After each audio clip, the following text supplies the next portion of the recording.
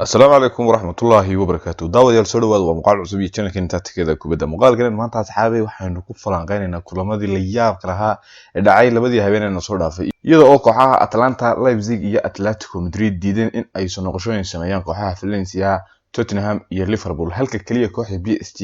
ay ka soo laabatay natiijadii guul darro ee laga soo adkaaday lugtii hore natiijooyin la yaab leh ayaa naga soo baxay kulankan lama dhigi karo natiijooyin la yaab leh kaliya hal natiijo la yaab leh ayaa ka soo baxay natiijadaasna waxay ahayd qaabkii wanaagsaneed qaabkii la yaabka lahayd kooxda Atletico Madrid uga cirib jirtay kooxda Liverpool tartanka Champions League runaantii natiijadan waxa la dhigi karaa kadis weeye in Liverpool laga saaray tartanka Champions League in Liverpool laga adkaaday garoonkeeda Anfield yani kooxda Atletico Madrid waxay qabatay wax ay qaban kari waayeen waaweynka qaaradda Yurub soo dhawaad asxaabay waxaan falanqeyn doonaa labada kulan ee kala ah Tottenham Leipzig Liverpool iyo Atletico Madrid soo dhawaad asxaabay koomaasan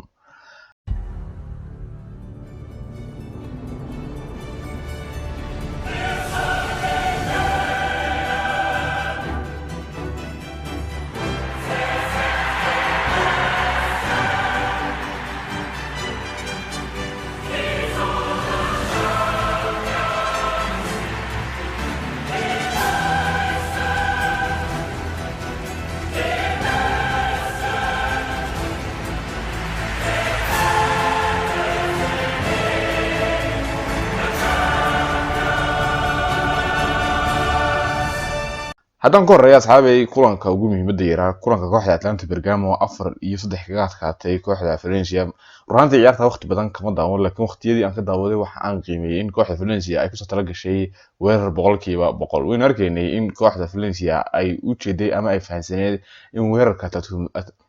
weerarka Atlanta uu yahay weerarka ugu wanaagsan Yurub ama mid kamid ah weerarada ugu wanaagsan sidaarteed waxa ay isku dayeen in ay ka faa'iideystaan weerarka oo ayaguna ay dhaliyaan inta gool ay awoodi karayeen laakiin waa dhaliyeen inta gool ay awoodi karayeen saddex goolna way dhaliyeen laakiin musiibada ugu weyn waxay ahayd in ay awoodi kari waayeen in ay iska difaacaan Joseph Ilicic iyo saaxiibadii kooxda Atlanta Bergamo waxa ay 4 gool oo kale kaga adkaatay Valencia 4 iyo gool kulankii hore iyo 4 iyo 3 lugtii dambaar hanti waxa waliya in labada kulan lagu ciyaarayay garoomada aan ahayn kooxda Atlanta Bergamo kooxdan Valencia waxay ka caawinayeen in ay ka maqan yihiin taageerayaashoodu laakiin runaantii hadii loo abaal fulo ama yaani loo cadaalad sameeyo kooxda Atlanta Bergamo gudaha kuma ciyaartay garoonkeeda sidarteed laba kooxood oo siman oo laba kooxood oo yaani waa cadaalad sidaas ma uu sheegay yaani in kooxda Atlanta Bergamo ay taageerayaasheeda aanay soo kaxaysan ama Atlanta Bergamo ay taageerayaasheeda ku ciyaartay ciyaartii hore lugtii hore laakiin haddana ilaa iyo tartanka Champions League waxay ku ciyaaraysay garoon aan ahayn garoonkeeda sidarteed kooxda Valencia way ka caban kar lahayd maqnaanshaha taageerayaashooda laakiin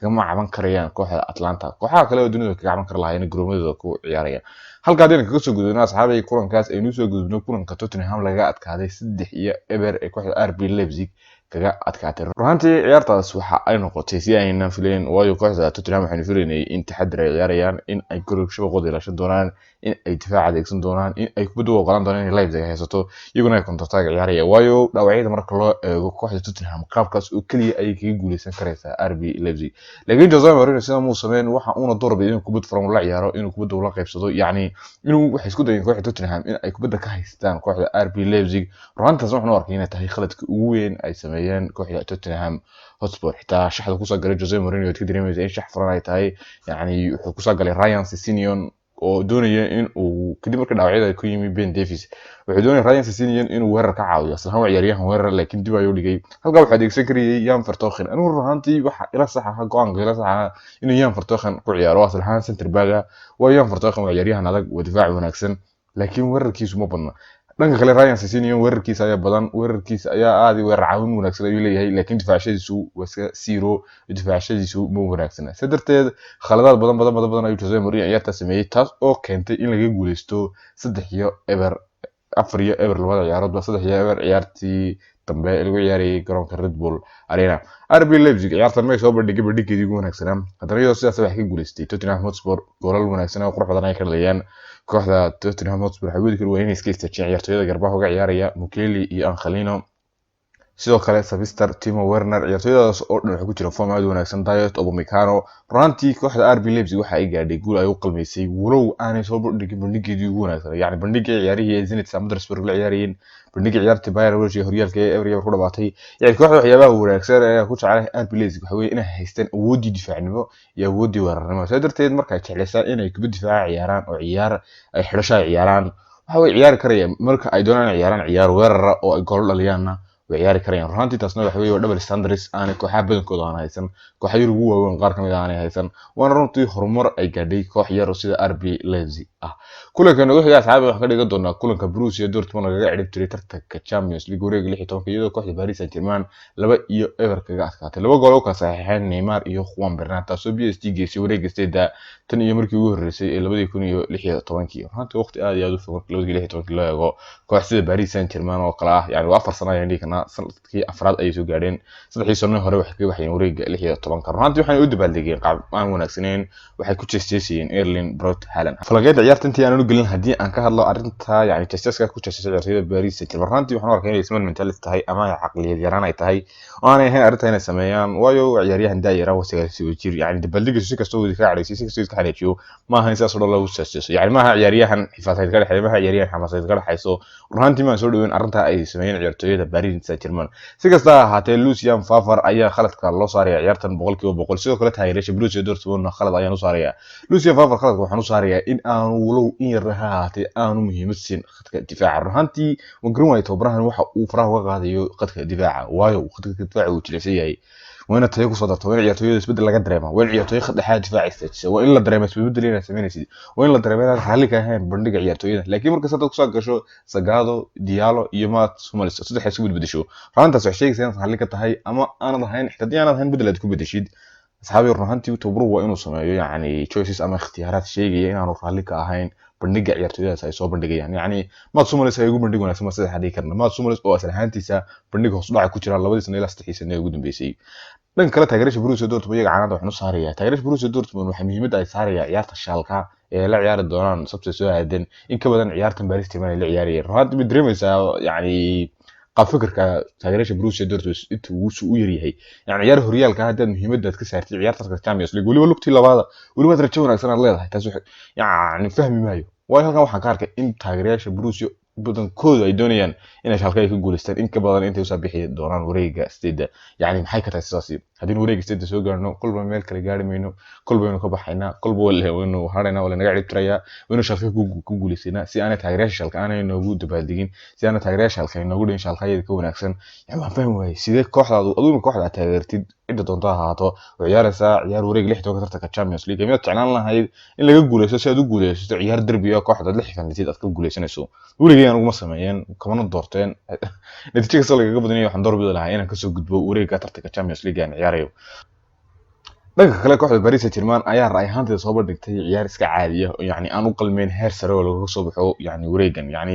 waxaa sheegaya hadii kooxda Borussia Dortmund bandhigoodu sidan ka fiicnaan lahaa oo Paris Saint-Germain aanay soo gudbi lahayn canaanta ugu wax yeelan lahayd Paris Saint-Germain oo bandhig high quality aan soo bandhigay waan ogahay inay taageerayaasha maraayeen laakiin haddana ciyaartoy ahaan ma soo bandhigin ciyaartoyda kooxda Paris Saint-Germain oo Neymar ugu horeeyo ciyaartoyda Paris Saint-Germain wax sidan wax ka bedelaan wareegyada soo aadan waayo bandhigii xalay soo bandhigeen cid kasta way ka guuleysan karaysaa cid kastana way kaga dhibtir karaysaa tartanka Champions League wax inta ka badan lagama dhigi karo ciyaartan way waxay ahayd ciyaar iska boorinayo ciyaar qabow ay ahayd waxaasna waxa ugu sababa maqnaanshaha taageerayaasha kulankan ugu dambeeyay asxaabay kulanka waqtiga ugu badan naga qaadan doona waa kulanka kooxda Atletico Madrid sida walida uga dhibtirtay kooxda Liverpool yani runtii natiijo lama filaan ay ahayd iyo go'aan la raadin natiijo lama filaan ay ahayd waayo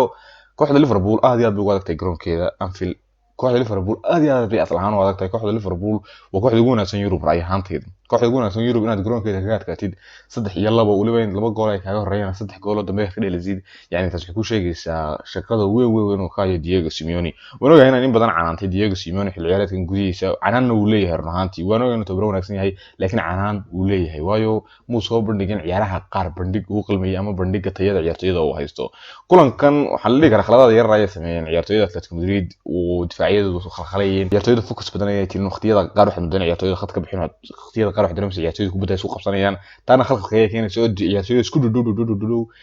labada mitir si jirta ayaa keenaysa inay kubadda isku qabsadaan oo ay khalkhalaan kooxda Atletico Madrid waxay aad uga dhisneed khadka dhexe laakiin wax aan raali ka ahayn bedelkii uu bedelay Diego Costa oo daayay Joao Felix waan ogahay in ciyaartan uu yani dhaqaaqahan uu aad iyo aad u dhibay ciyaartoyda ama difaaca kooxda Liverpool laakiin runtii bedelka uu lahaa in soo baxay qaybtii hore ama qaybtii labaad ciyaarta oo Diego Costa uu daayay waayo Diego Costa hadii uu si ciyaar lahaa yani shoot on target ayuu leeyahay oo raay ahaanteeda sida muuqaalkii horena aan kaga hadlay Adrian ayaa gool ku jiray. Adriankaas oo noqon kara yacni heer laga guuleysan karo ama meel laga guuleysan karo kooxda Liverpool. Kooxda Atletico Madrid qaybtii hore ciyaarta hal shoot on target oo kaliya ay ku laaday. Markaas waxaa la dhihi karaa kooxda Atletico Madrid may diraysaneen ama may dhaafsaneen yacni in goolyahan Adrian uu yahay goolyo aan ku wanaagsaneen. Sidaas darteed Diego Costa haduu joogi lahaa isagoo ku laadi lahaa isagoo madaxyo dhalan lahaa wax soo sameyn kara lahaa. Joao Felix muu sameeyeen isagoo. Waa Joao Felix isagoo wuxuu kaliya 90% kubadda cagta ka yaqaanaa dhaqdhaqaaqa iyo in kubadda kooxdiisa aanay haysan u soo ceshido. dhanka kale kooxda Liverpool raayanteeda ciyaar wanaagsan ayay ahayd, ciyaar wanaagsan ayay soo bandhigeen, laakiin Liverpool waxaad moodaa in aanay la dhaqmi aqoon, yani mar hore waan ka hadlay kooxda Liverpool iyo Jurgen Klopp waxaad moodaa in aanay la dhaqmi aqoon shaxda afartan ee khadka dhaca, waayo maxaana ula dhaqmi kareen, waayo asal ahaan kooxda Liverpool awoodeedu waxay ka timaadaa Robertson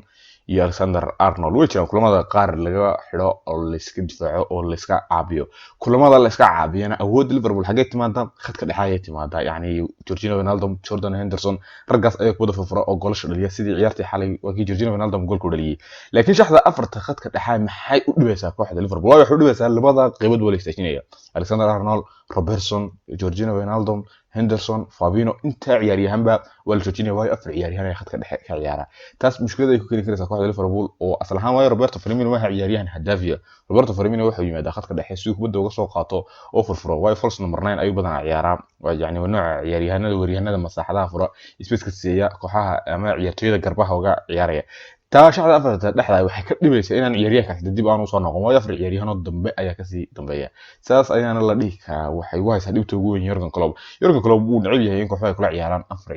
ciyaaryahan oo khadka dhexa, waayo awoodiisa ugu weyn ayaa laga xidhaa, kaliya awoodiisa markaa waxay ku beegnanaysaa ama ay tahay inay sameeyaan in kubadda laga soo dhiso xagga dambe oo short passes la ciyaaro, runtaasna waxaan u arkaa inaanay ahayn mid ay ku wanaagsan yihiin ciyaartoyda kooxda Liverpool, kooxda markaad ku khasabtid in ay ciyaarto qaab ciyaareed aanay la qabsan, qaab ciyaareed aanay aqoon u lahayn, يعني وجول ولا ديك لا Diego Simeone waxa ku qasbay inay ciyaaraan short passes kubadda isku celiyaan iyagoo aan meel geen kareen laga soo bilaabo daqiiqadii 20aad ee ciyaartii hore ilaa 90 daqiiqo hore kooxda Liverpool kubaddu isku basbaasanaysay position way haysay laakiin meel lama geen kareen, taas waxay ku sheegaysaa kooxda Liverpool inaanay aqoon u lahayn kubadda ay haysto inay meel geyso, waayo ciyaaro badan ay aragnay kooxaha afar dhexe kula ciyaariyay,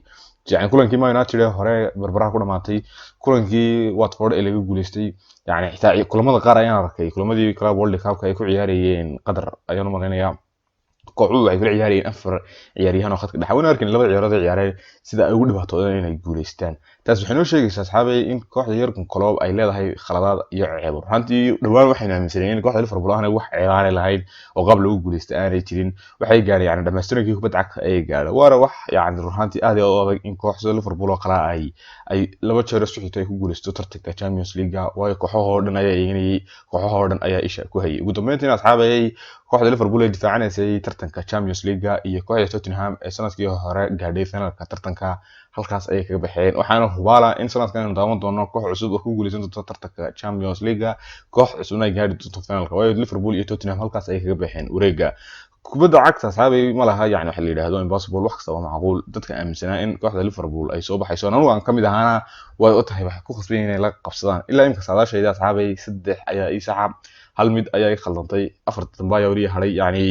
way wanaagsan tahay saadaasheed hadii 7 kamid ah 8 aan saxo ama 6 kamid aan saxo, laakiin 5 iyo 4 hadaan saxo ma wanaagsana, 3 iyo 2 hadaan saxana يعني aad iyo aad banu liita afarta kulan ay soo aadan asxaabay hadan idin xasuusiyo waxa soo aadan kooxaha Lyon oo marti u noqonaysa Juventus kadib ciyaartii hore Lyon gool iyo Everton ku adkaatay Napoli iyo Barcelona oo wada ciyaar doona Camp Nou kadib barbarihii ay ku soo dhamaaday garoonka San Paolo kale Bayern Munich ay marti galin doonto kooxda Chelsea ciyaar la dhigi karo waa dhamaatay oo 3 iyo Everton ay ku guuleystay kooxda Bavarian ciyaartii hore Stamford Bridge lagu ciyaarayay, ugu dambeyntiina Manchester City ayaa ku marti qaadi doonta kooxda Real Madrid garoonka Etihad Stadium kadib ciyaar aad iyo wanaagsan oo kooxda City ku soo guuleystay Santiago Bernabeu 2 iyo gool, marka waxaad ka soo gudbaana waxaynu gudbi doonaa wareegga steeda,